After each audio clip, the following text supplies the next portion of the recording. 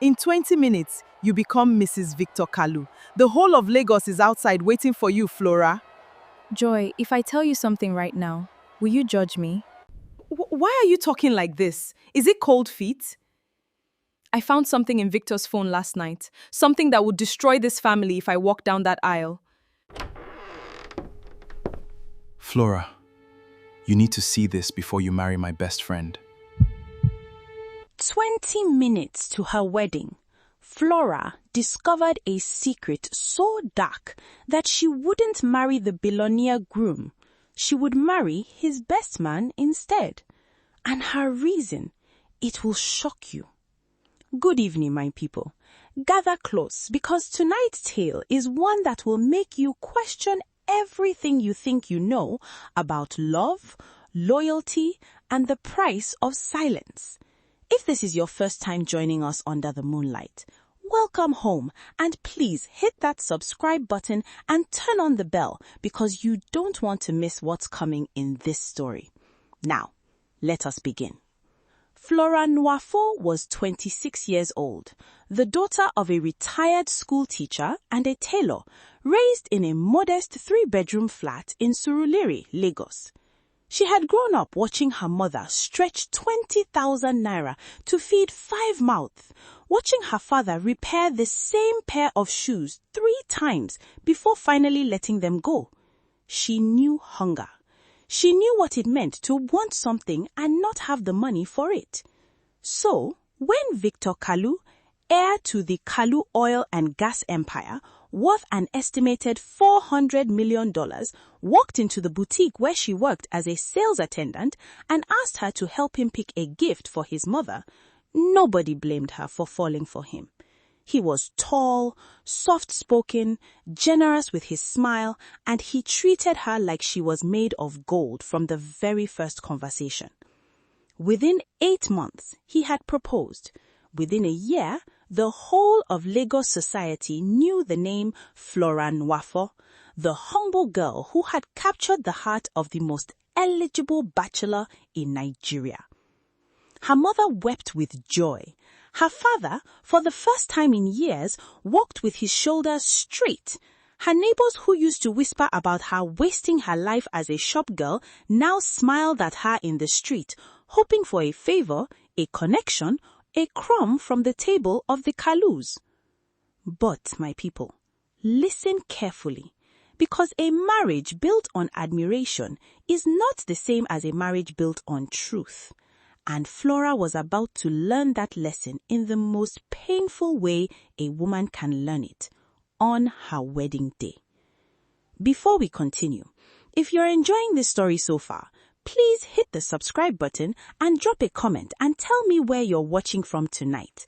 It means the world to this small channel, Tease Tales by Moonlight, when you engage. Now, back to Flora. The wedding was set to be the social event of the year. 600 guests, a cathedral in Ikoyi, Asoebi fabric flown in from Switzerland. Victor's family had spent, by conservative estimate, over 200 million naira on the ceremony alone. Nigerian celebrities, senators, and even a former state governor were on the guest list. Flora should have been the happiest woman in Lagos that night. Instead, she couldn't sleep. It wasn't nerves about marriage itself. It was something smaller, a nagging feeling she couldn't name. For 3 weeks, Victor's phone had been buzzing at odd hours, 2, 3 in the morning. He would step outside to answer, his voice dropping to a whisper. When she asked who it was, he always had the same answer. Business, my love. You know how Papa's company is. She had let it go. What choice did she have? In 2 weeks, he would be her husband, and a wife does not interrogate her husband like a criminal. But that night, the night before the wedding, Victor came to drop off her wedding day herbal tea personally, a Kalu family tradition for brides. He stayed only 10 minutes, kissed her forehead, and left in a hurry. And in that hurry, he left his phone behind on her dressing table. It buzzed almost immediately.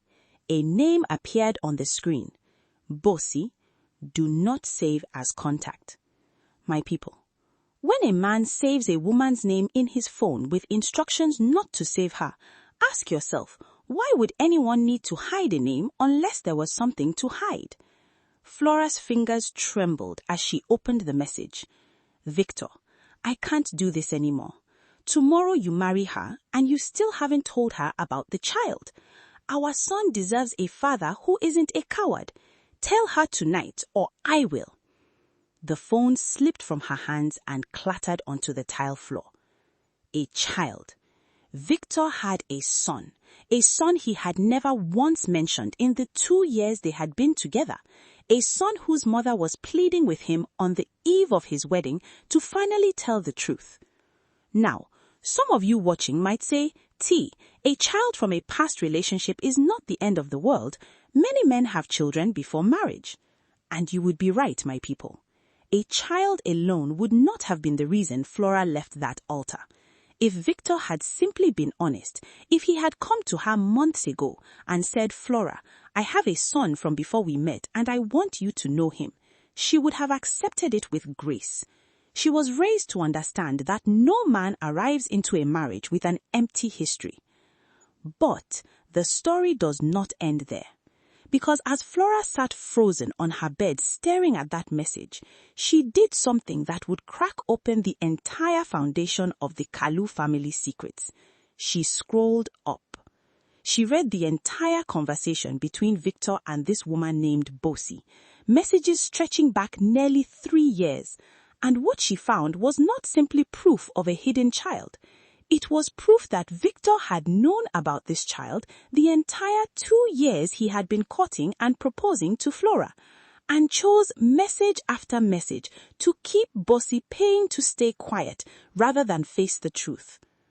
But it was the very last message in the thread that turned Flora's blood to ice, a message that had nothing to do with Bossy at all.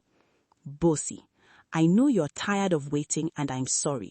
I'll sort out something better for you and our son after the wedding, I promise.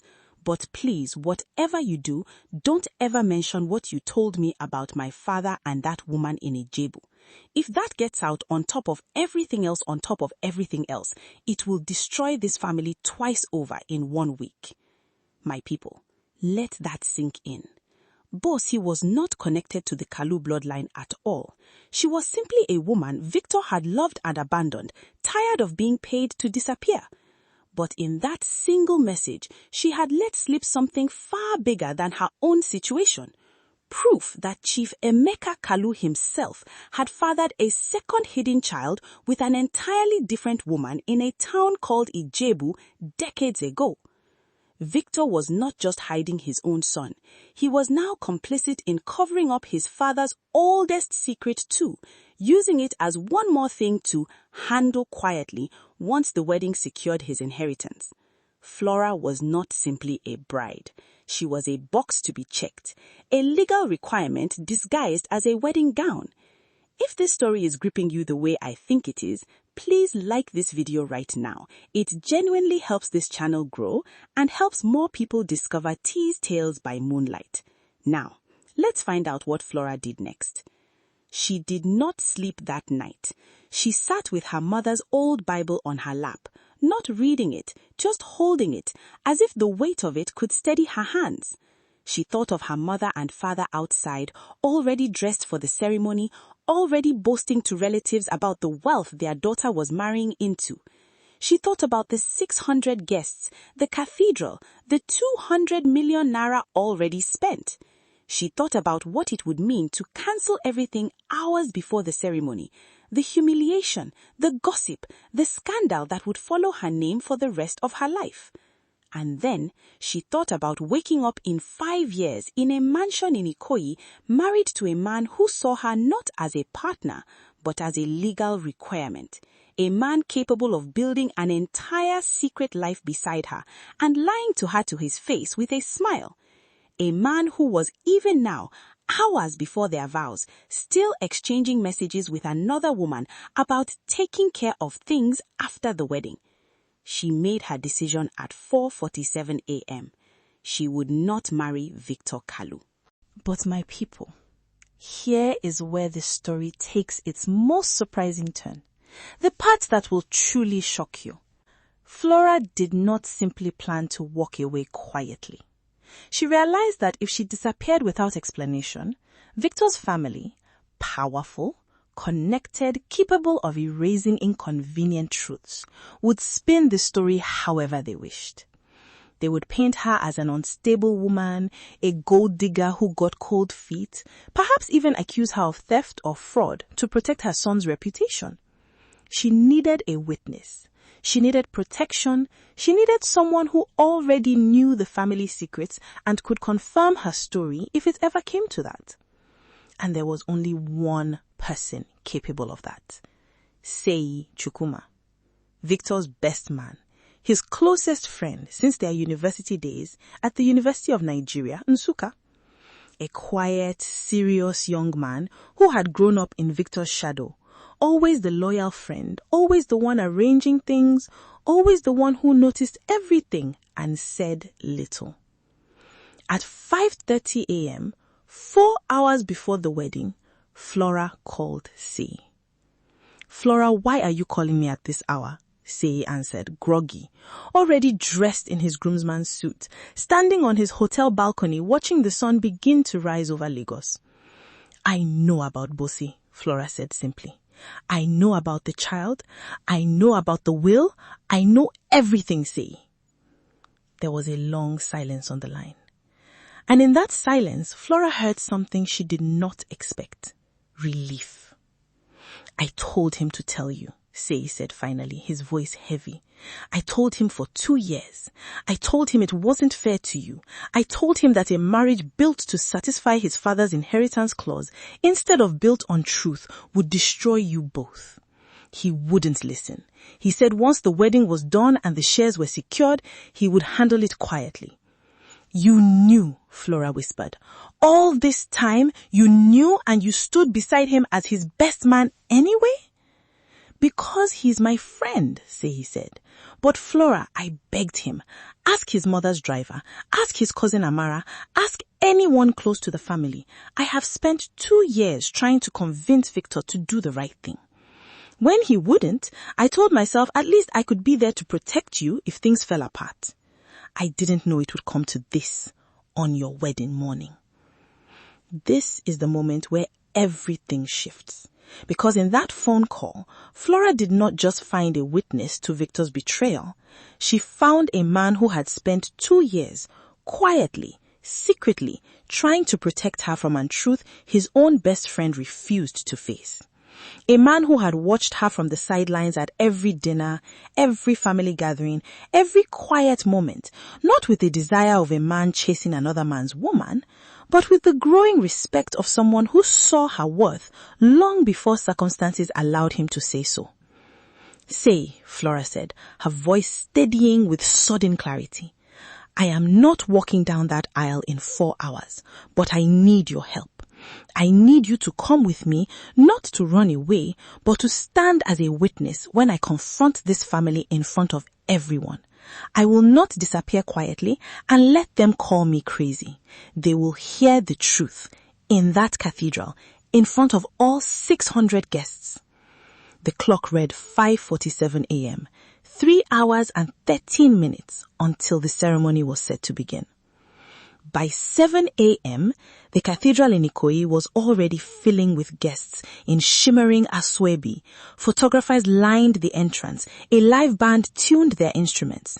Chief Emeka Kalu, Victor's father, walked among the guests, shaking hands, laughing loudly, playing the perfect patriarch. The same man who had fathered a hidden daughter 25 years ago and let his son build a marriage on top of that buried lie. Victor arrived at 8:15 a.m., dressed in a cream and gold agbada, smiling for the cameras, utterly unaware that his bride already knew everything. At 8:40 a.m., 20 minutes before the ceremony was scheduled to begin, Sei slipped into the bridal room with a folder of printed messages, bank transfer records Flora had also discovered, showing monthly payments to Bosse labeled consultancy fees, and a copy of the family trust document that Sei, as the family's occasional legal errand runner, had once been asked to notarize years ago and had quietly kept a copy of just in case. This is the scene you saw at the very beginning of this story, my people. Joy fixing Flora's earrings, the knock on the door, Sei stepping in, pale-faced, holding the envelope. "Are you sure about this?" Sei asked her one final time. "Once you do this, there is no undoing it. Your name, his family's name, everything changes today." Flora looked at herself in the mirror one last time, not as Victor Kalu's bride, but as Flora Nwafo, the school teacher's daughter who had almost signed her life away to a lie. "I have spent my whole life being grateful for scraps, grateful that a rich man noticed me, grateful that people finally respected my family because of who I was marrying. I am done being grateful for a lie dressed up as a blessing. Let's go." At 9:03 a.m., the cathedral doors opened, the band began the bridal march. 600 guests rose to their feet, phones raised ready to capture the wedding of the year. But it was not Flora in a veil floating down the aisle. It was Flora walking calmly, not toward the altar, but towards the microphone stand set up for the officiating pastor's remarks. She wore not her wedding gown, but a simple, elegant blue dress, a choice she made deliberately so that no one could later say the bride ruined her own wedding photos out of spite. She wanted to be remembered as clear-headed, not hysterical. Gasps rippled through the crowd. Victor rose from his seat at the front, confusion turning to panic on his face. Chief Emeka Kalu half stood, his smile faltering for the first time all morning. "Good morning, everyone," Flora said into the microphone, her voice steadied despite her racing heart. "Many of you traveled far to celebrate a wedding today. I am sorry to tell you there will not be one. But before I leave this place, I owe you and myself the truth." She held up the folder Sei had brought. 11 days from now, Victor Kalu turns 30. According to his father's private family trust, he must be a married man by that birthday to inherit full control of Kalu Oil and Gas. That is the real reason for today's wedding. Not love, but a deadline. The crowd erupted into murmurs. Victor moved toward the microphone, but two of Chief Emeka's own security men, sensing the storm, hesitated to intervene, not certain yet whose side to protect. 3 years ago, Victor fathered a son with a woman named Bosse, a woman he has been quietly paying to stay silent, planning to handle it properly only after securing his inheritance through our marriage. She held up the folder that Sei had brought. 2 years ago, Chief Emeka Kalu had a daughter, born in a Jebu Deod, hidden from his wife and from all of you for over 25 years. Victor knew, and rather than telling either truth, he chose silence twice over so that this wedding could happen on schedule. Chief Emeka Kalu's face had gone the color of ash. His wife, seated in the front row in a magnificent cream gele, slowly turned to stare at her husband, her hands trembling. "I loved Victor," Flora said, and for the first time her voice cracked. "I truly did. But I refused to spend my life as a line item in someone else's inheritance plan, married to a man who could not find the courage in 2 whole years to simply tell me the truth." She set the folder down gently on the altar table, not thrown, not dramatic, just placed like a closing statement. "I am sorry for the wedding you all won't be attending today, but I am not sorry for choosing the truth." What happened in the hours and days that followed was nothing short of an earthquake in Lagos high society. Chief Emeka Kalu's affair and hidden daughter became the subject of tabloid headlines within 48 hours. Some guests, phone in hand, had already leaked footage of Flora's speech online before she'd even left the cathedral parking lot. The video amassed over 4 million views in 3 days. Bosse, tired of being hidden and used as leverage, came forward publicly with her own statement, confirming everything and revealing that she had begged Victor for over a year to simply acknowledge their son rather than hide him like an inconvenience. Kalu oil and gas shares dropped nearly 8% in a week as investors grew nervous about instability in the family leadership. Chief Emeka, humiliated and facing pressure from the company's board, was forced into early retirement from his chairman role within 2 months. Victor, having failed to marry by his 30th birthday and now publicly disgraced, lost his guaranteed inheritance entirely. The trust terms redirected controlling shares to a board-appointed executive instead, at least temporarily, while the family's legal mess was untangled. Victor tried, for weeks, to reach Flora. He sent flowers she returned unopened. He showed up at her parents' house twice, only to be turned away by her father, who by then had heard the full recording of her daughter's speech and wept with something between grief and pride. "You almost married my daughter to hide your father's shame," her father reportedly told him at the gate. "Go and be a father to your son. That is the only inheritance that still matters." Now we come to the part of the story many of you have been waiting for, my people. What happened between Flora and Sei after that cathedral? Stay with me because it's not what you expect. Here is what many people online got wrong when this story first went viral, my people. They assumed Flora left Victor simply to run into the arms of his best man, a scandalous opportunistic swap, as if she had traded one rich man for his nearest replacement. Some cruel comments even called her a woman who couldn't survive without money and had already lined up her next target before the ring came off. But that is not what happened, and that is exactly why I said at the very start of this story that Flora's reason would shock you, because the shock was never really about Sei. The shock was in how ordinary, how patient, how unhurried the truth actually was. Flora did not speak to Sei again for nearly 4 months after the wedding that never happened. She needed that silence to rebuild herself, to grieve the version of her future she had imagined, to sit with her parents and rebuild their bruised pride, to simply exist as Flora Nuafo again, without a wedding gown, without cameras, without the Kalu name attached to hers. Sei, for his part, quietly resigned from his position at Victor's family's shipping subsidiary, a job Victor's father had originally given him as a favor to their friendship, because he refused to keep working under a family whose corruption he had spent 2 years trying to fix from the inside.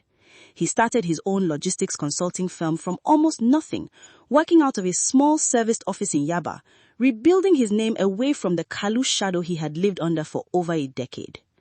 It was Joy, Flora's best friend, who eventually reconnected them, inviting both of them separately, not realizing the coincidence at first, to her own introduction ceremony. When Flora walked in and saw Sei standing near the drinks table, both of them froze, then laughed. A real, unguarded laugh, the first either of them had shared since that chaotic morning months before. They talked for 4 hours that evening, not about Victor, not about the scandal, about small things, his new business, her decision to finally open the tailoring shop she'd always dreamed of using her mother's old machines, the books they were reading, the weight they had both quietly been carrying and were for the first time setting down in each other's presence. Over the following year, something grew between them, not the fireworks of Flora's whirlwind romance with Victor, but something steadier. Sei had been the one man in that entire wedding who told the truth even when it cost him his job, his friendship, and his comfort. He had watched Flora's worth for 2 years without even once acting on it, out of loyalty to a friendship that ultimately proved to be one-sided. And when they finally chose each other, it was not out of spite towards Victor, nor a swap of one billionaire's world for his best man's. It was a decision 2 people made after watching how the other behaved when everything fell apart. They married quietly 18 months after that infamous cathedral morning, in a small ceremony of 40 guests in her parents' backyard in Surulere, the same modest home where she grew up feeling as though she had nothing to offer the world. Her father walked her down a short aisle of plastic chairs and fairy lights, and this time there were no cameras, no Eshoebi flown in from Switzerland, no 600 guests. Just truth. Just people who genuinely loved her. My people, so many of you watching tonight will one day face a version of Flora's choice. Not necessarily on a wedding day, not necessarily involving billions of naira, but a moment where the comfortable, glittering path in front of you is built on a lie, and the harder, uncertain path is the only honest one available. Flora's reason for leaving Victor at the altar was never simply that he had a hidden child. It was that he chose for 2 entire years to protect his own comfort over her right to the truth. And her reason for choosing Say afterwards was never revenge or convenient. It was that in the darkest, most humiliating morning of her life, he was the one person who told her the truth, even when silence would have been so much easier for him. There's a saying our grandmothers used to tell us: a house built on sand may stand tall in the sunshine, but it cannot survive the first true storm. Victor's house was built to satisfy a deadline and hide a family's shame. It could never have survived contact with the truth. But what Flora rebuilt afterwards, slowly, patiently, without cameras or fanfare, was built on honesty from the very first conversation. And that is the kind of house that survives every storm. This is where we leave Flora and Say tonight. 2 people who found each other not through romance novels or fairy tales, but through the wreckage of a truth that refused to stay buried. My people, if this story touched you, moved you, or taught you something tonight, please like this video, subscribe to Tease Tales by Moonlight, and turn on that notification bell so you never miss the next tale. Drop a comment below and tell me, if you were in Flora's shoes, would you have walked down that aisle, or would you have done exactly what she did? I read every single comment and I love hearing your voices. Until next time, stay wise, stay truthful, and never let a glittering lie be mistaken for a blessing.